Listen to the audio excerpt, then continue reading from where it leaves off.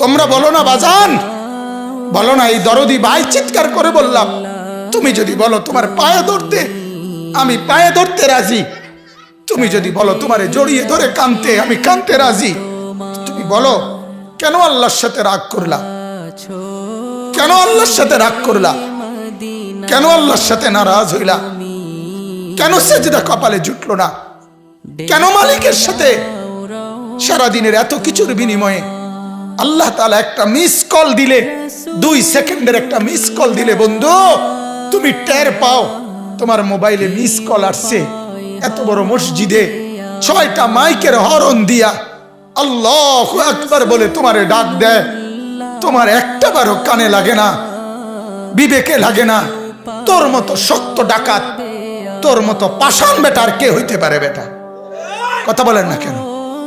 তুই ডাকাত, কত বড় ডাকাত। ওয়ায়াউমা তাকুমুস সাআতু ইউবলিসুল মুজরিমুন।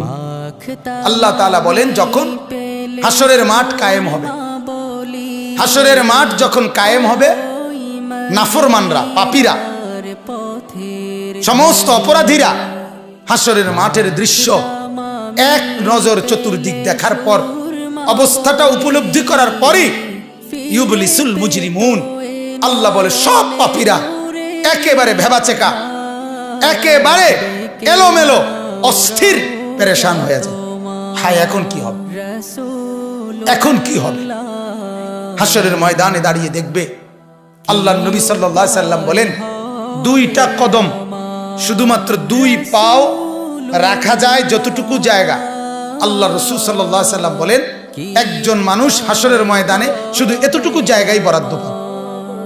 এক সুতা ডানে বামে সামনে পিছনে আগ পিছ করতে পারবে না, 1 সেকেন্ডের জন্য বসতেও পারবে না। আল্লাহ তাআলা কোরআনুল কারীমের মধ্যে বলেছে ইয়াউমা ইয়াকুমুন নাস লিরাব্বিল আলামিন, রব্বুল আলামিনের সামনে সবগুলো মানুষ দাঁড়িয়ে থাকবে। দাঁড়ানো দাঁড়ানো দাঁড়ানো থাকবে, দাঁড়িয়েই থাকবে। মাথার 1.5 হাত উপরে সূর্য। আল্লাহ বলবে সূর্য তোর সমস্ত উত্তাপ আজ ছেড়ে দে, খুলে দে তোর সব তাপ। পায়ের নিচের জমিন উত্তপ্ত তামার মতো, তামার মতো উত্তপ্ত হয়ে যাবে।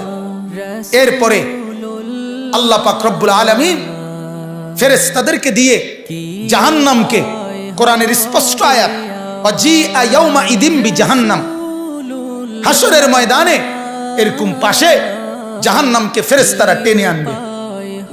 70,000 শিকল হাদিসের মধ্যে আছে জাহান্নামের মধ্যে লাগাবে।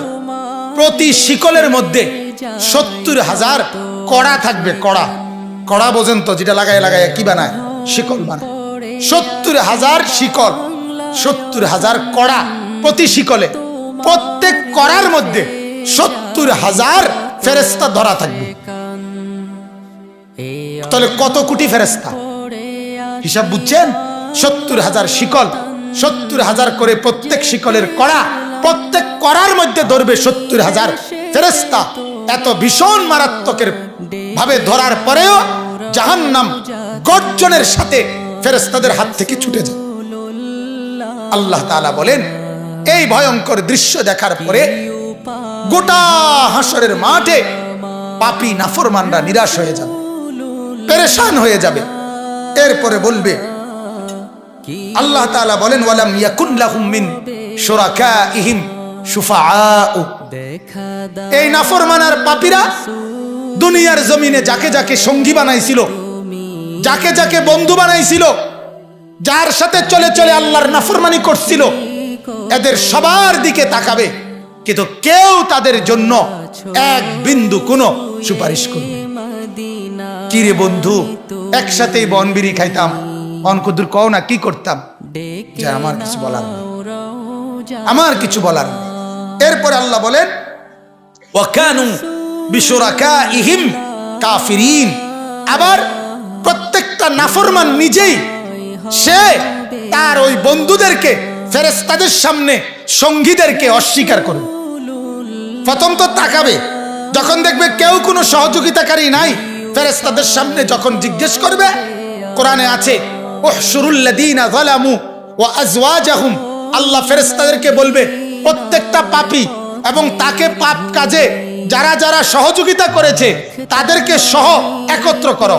তখন ফেরেশতা যখন জিজ্ঞেস করবে তোর এই অপরাধের সঙ্গী ছিল কে বল, তখন ওই নাফরমান বলবে আমি কাউকে চিনি না, আমার সাথে কেউ ছিল না, কেউ ছিল না। আল্লাহ বলে ওই সঙ্গী তাকে অস্বীকার করবে, সে সঙ্গীকে অস্বীকার, কেউ কারোর জন্য থাকবে, কেউ কারোর জন্য থাকবে। এরপরে আল্লাহ বলেন ওয়ায়াউমা তাকুমুস সাআতু ইয়াউমাইদিন ইয়াতাফাররাকুন। এরপর আল্লাহ তাআলা বলেন হাসরের মাঠের সমস্ত মানুষ বিভক্ত হয়ে যাবে। আজ যেমন সবাই একসাথে বসছেন, নামাজি বেনামাজি, হালাল উপার্জনকারী হারাম উপার্জনকারী, হ্যাঁ সবাই একসাথে বসছেন। আল্লাহ তাআলা বলেন সেদিন সমস্ত মানুষ বিভক্ত হয়ে যাবে। ফাআম্মাল্লাযীনা আমানু ওয়া আমিলুস সালিহাত ফাহুম ফি রাউদাতিন ইউহবারুন। যারা ঈমান আর নেক আমলওয়ালা হবে তারা জান্নাতের আরাম আর আয়েশের মধ্যে, জান্নাতের সুখের মধ্যে ভাসতে থাকবে। ওয়া আম্মাল্লাযীনা কাফারু ওয়া কাযযাবু বিআয়াতিনা ওয়া লিকাইল আখিরা। আর যারা আমার নাফরমানি করেছিল, আমার এই আয়াতগুলোকে অস্বীকার করেছে, কোরআনকে অস্বীকার করেছে, কোরআনকে গুরুত্ব দেয় না, কোরআনকে গুরুত্ব। মাদ্রাসা আপনার কোরআন পড়ায়। আমি সব সময় বলি কোরআন শুধু একটা বিষয়ের নাম না, বাংলা অঙ্ক ইংরেজি পদার্থ জীববিজ্ঞানের মতো এটাও একটা বিষয় না। না, বাংলা অঙ্ক ইংরেজির কোনো বিষয় আপনার জীবনে থাকুক বা না থাকুক, আল্লাহর কসম ঈমানের পরিচয়ের কারণে এই কোরআনের পরিচয় আপনার সাথে থাকতেই হবে। কথাটা বুঝছেন কিনা আমার? অর্থাৎ আপনি বাংলা জানেন আর অঙ্ক জানেন অথবা না জানেন, কিন্তু কোরআন আপনি জানেন, এ কথা আপনাকে বলতেই হবে, এ কথা আপনার জীবনে থাকতেই হবে, এ কথা জীবনে থাকতেই হবে। এ কথার কোনো যুক্তি নাই আমি শিক্ষিত তবে কোরআন জানি না, আমি শিক্ষিত তবে কোরআন পড়তে পারি না। যে জ্ঞান আল্লাহ চিনায় না, যে জ্ঞান সেজদা চিনায় না, যে জ্ঞান কোরআন পড়ায় না, ওই জ্ঞান জ্ঞান না, ওই জ্ঞান জ্ঞান। কোরআনে আল্লাহ বলছে সূরা আনফালের মধ্যে আছে, যেই জবান আমার কথা বলে না, যেই কান আমার কথা শুনে না, যেই দিমাগ আমাকে নিয়ে ভাবে না, আল্লাহ বলে ওই লোকটা হলো সর্বনিকৃষ্ট জানোয়ার, জানোয়ার, জানোয়ার। ইন্না শাররাদ দাওয়াবি ইনদাল্লাহ আস-সুম্মু আল-বুকমু আল্লাযীনা লা ইয়াকিলুন। আল্লাহ বলে সর্বনিকৃষ্ট জানোয়ার আমি আল্লাহর নিকটে সে যে আমার কথা বলে না, আমার কথা শুনে না, আমার কথা ভাবে না। কেন কোরআন বাদ দিলাম?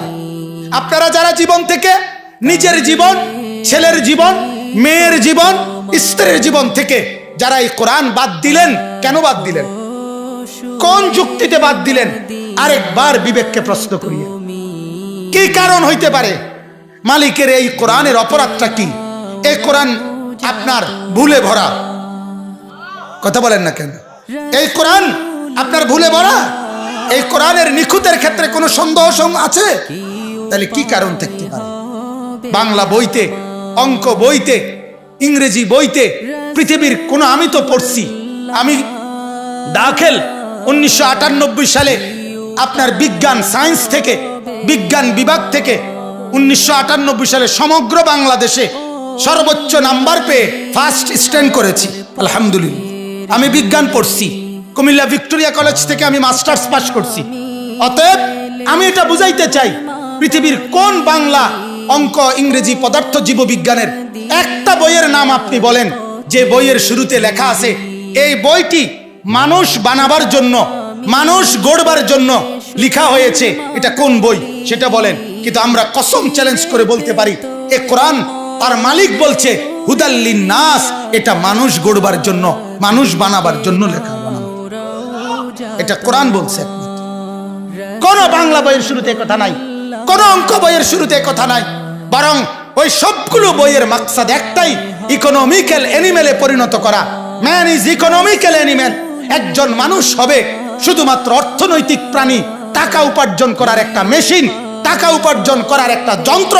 এটাই হবে কে কত বুদ্ধিমত্তা, কে কত জ্ঞান খাটাইয়া পৃথিবী সাজাবে, কত বেশি জমিনের উপরের অংশ সাজাবে আর দুনিয়ার কামাই রোজগারি করবে, এটাই হলো মূল টার্গেট, মূল মাকসাদ, মূল মাকসাদ। এই কারণে 18 বছর বয়সের একটা ছেলে অনেক কিছু পড়ালেখা করছে কিন্তু এখনো খারাইয়া মুতে। কিন্তু আমার 6 বছরের বাচ্চা এই নুরানি মাদ্রাসায় আমরা চ্যালেঞ্জ করি, কওমি মাদ্রাসা, নুরানি মাদ্রাসা, হাফেজি মাদ্রাসা, 6 বছরের বাচ্চা আমাদের কোনোদিন দাঁড়াইয়া পেশাব করে না, দাঁড়াইয়া মুতে না। আমরা শুধু পড়া শিখাই না, আমরা জিন্দিগি বানাই, জিন্দিগি। কওমি মাদ্রাসা শুধু শব্দ শিখায় না, কওমি মাদ্রাসা শুধু অক্ষর শিখায় না, কওমি মাদ্রাসা জীবন গড়ে দেয়, জীবন, আখলাক গড়ে দেয়, আখলাক, জিন্দিগি বানায় দেয়, জিন্দিগি। 6 বছরের এক বাচ্চা নেই, আমরা 5 বছরের ভিতরে আমরা হাফেজে কোরআন বানায়া তারে বাড়িতে পাঠাই। বলেন আলহামদুলিল্লাহ, বলেন আলহামদুলিল্লাহ।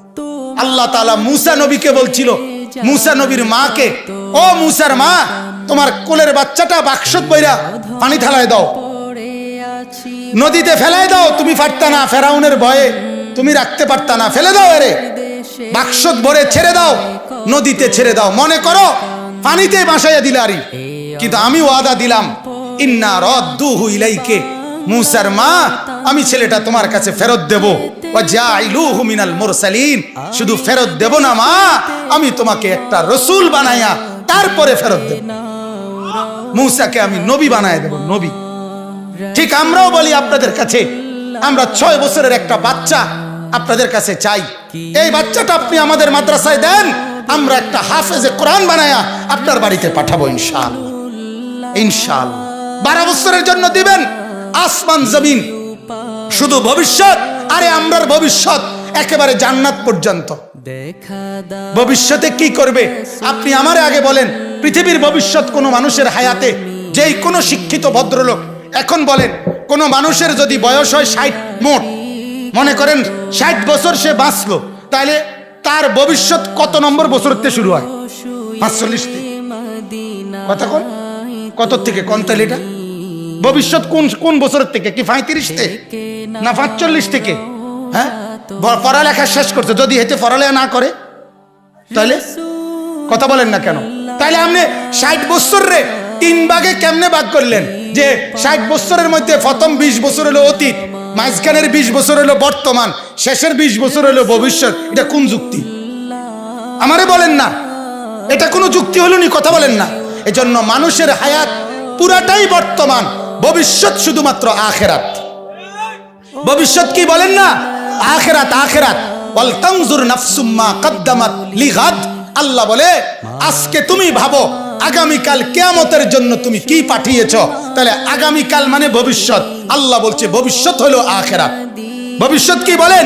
তাহলে আমরা বাচ্চাটার বর্তমান দুনিয়াটাও দেখি, আমরা বাচ্চার ভবিষ্যৎ আখিরাত জান্নাত পর্যন্ত পৌঁছবার সবক আমরা তারে শিখাই। বলেন আলহামদুলিল্লাহ, বলেন আলহামদুলিল্লাহ। অতএব শেষ কথা এটাই, আল্লাহ বলেন, ওয়া আম্মাল্লাযীনা কাফারু ওয়া কাযযাবু বিআয়াতিনা, যারা তোমরা কুফরি করছো, যারা আমার আয়াত অস্বীকার করছো, ছেড়ে দিচ্ছ, ওয়া লিকাইল আখিরাহ, আখিরাতের সাক্ষাৎ, পরকালের সাক্ষাৎ ভুলে যাচ্ছ, আল্লাহ বলেন, ফাউলাইকা ফিল আযাবি মুহদারুন, তোমরা অবশ্যই জাহান্নামের আযাবের মধ্যেই অংশগ্রহণ করবে।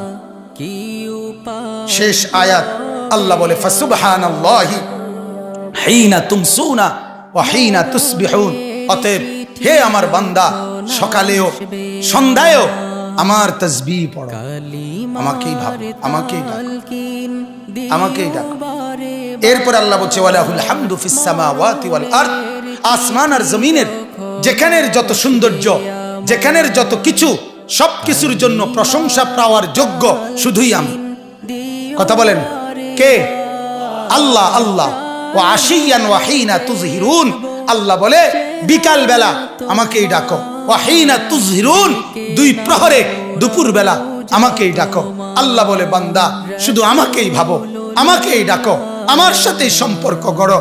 কাজেই মুসলমান, আপনার যে সন্তান ফজরের নামাজের সিজদা কপালে জোটে না, আমি বললাম, আমার নাম আনিসুর রহমান, আমি চ্যালেঞ্জ করলাম, আপনার যেই ছেলে ফজরের নামাজ পড়ে না, মেয়ে ফজরের নামাজ পড়ে না, এ ভদ্র না, ভদ্র নয়, ভদ্র নয়, অসভ্য, অসভ্য, অসভ্য।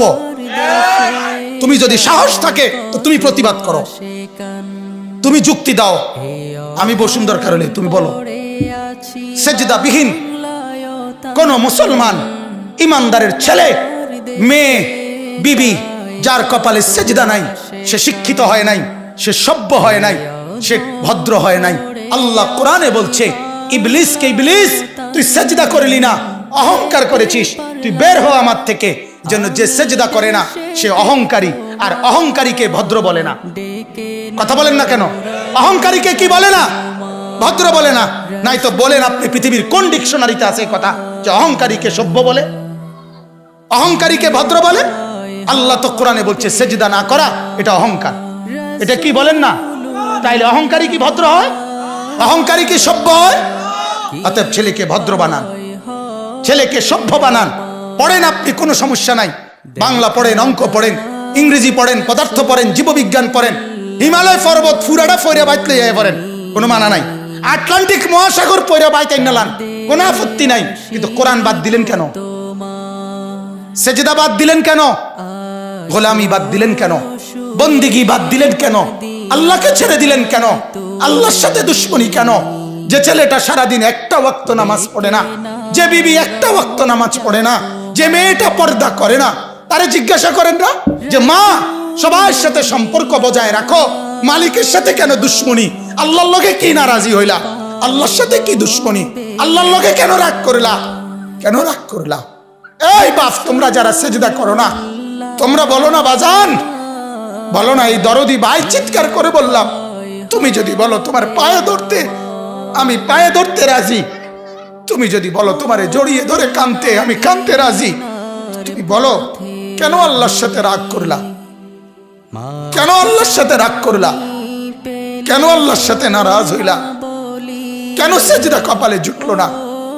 কেন মালিকের সাথে সারাদিনের এত কিছুর বিনিময়ে আল্লাহ তাআলা একটা মিস কল দিলে, 2 সেকেন্ডের একটা মিস কল দিলে বন্ধু তুমি টের পাও তোমার মোবাইলে মিস কল আসছে। এত বড় মসজিদে 6টা মাইকের হরন দিয়া আল্লাহু আকবার বলে তোমারে ডাক দেয়, তোমার একটা বারও কানে লাগে না, বিবেকে লাগে না। তোর মতো শক্ত ডাকাত, তোর মতো পাষাণ বেটার কে হইতে পারে? বেটা কথা বলেন না কেন? তুই ডাকাত, কত বড় ডাকাত।